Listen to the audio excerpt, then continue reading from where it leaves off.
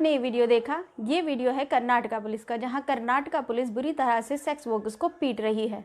क्या आप लोग जानते हैं Australia, Canada, France, Brazil, Germany, Indonesia, यहाँ तक कि बांग्लादेश जैसे कंट्रीज़ में भी प्रोस्टिट्यूशन को लीगलाइज किया गया है और वहाँ के सेक्स वर्कर्स को वो सभी राइट्स एंड प्रोटेक्शंस दिए गए हैं जो कि किसी भी नॉर्मल प्रोफेशन में किसी भी लेबर और वर्क को दिए जाते हैं। हमारी सोसाइटी में मोरल एंड रिलीजियस बिलीव्स की वजह से सेक्स वर्कर्स को एक्सप्लॉइट किया जाता है। क्या आप लोगों को पता है प्रोस्टिट्यूशन इंडिया का काफ़ी पुराना प्रोफेशन है और आज भी 20 मिलियन से ज़्यादा सेक्स वर्कर्स इंडिया में काम करते हैं। मुंबई में कामाथीपुरा और कोलकाता में सोनागाची वर्ल्ड के सबसे बड़े रेड लाइट एरियाज़ हैं। अब सवाल आता है, इंडिया की इतनी बड़ी इस कम्युनिटी के लिए क्या कोई कानून बनाया गया है? जी हाँ, बिल्कुल कानून बनाया गया है जिसका नाम है prevention of immoral trafficking act. ये कानून इंडिया में इलीगल ह्यूमन ट्रैफिकिंग को रोकने के लिए बनाया गया था। साथ ही इस कानून के अंदर ये प्रोविजन दिया गया है कि सेक्स वर्कर पब्लिकली अपने कस्टमर्स को सॉलिसिट नहीं करेंगी।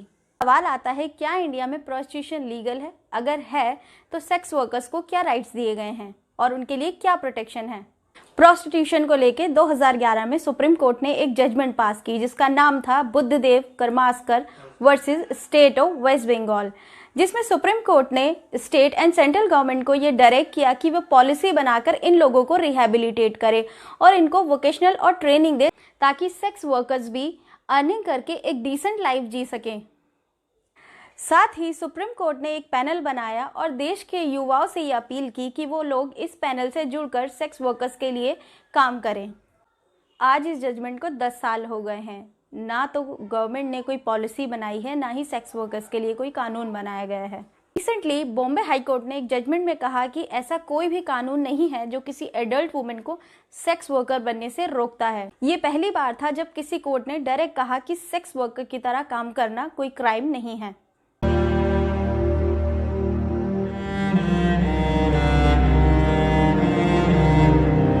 पहले लॉकडाउन के बाद अब दूसरे लॉकडाउन की वजह से ये लोग अब बहुत बुरी कंडीशन में हैं। ऐसे में सुप्रीम कोर्ट को फिर से इंटरफेयर करना पड़ा और सुप्रीम कोर्ट ने स्टेट और सेंट्रल गवर्नमेंट को ये ऑर्डर किया कि सेक्स वर्कर्स को मनी ट्रांसफ़र की जाए और साथ ही इन लोगों को राशन भी दिया जाए। इंडिया में प्रोस्टिट्यूशन आज भी एक बहस का मुद्दा बना हुआ है। क्या ये लीगल है, क्या ये लीगल नहीं है, क्या इसे क्रिमिनलाइज किया जाए या इसे एबॉलिश किया जाए?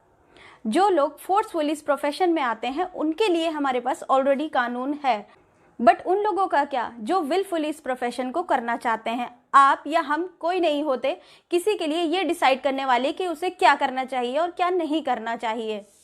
हमारा मानना है कि सेक्स वर्कर्स की वॉइस को भी कानून बनाकर रिकॉग्निशन दी जानी चाहिए। ये वो लोग हैं जो कि हमारे समाज का हिस्सा हैं और ये लोग अपनी इच्छा से ये काम करना चाहते हैं।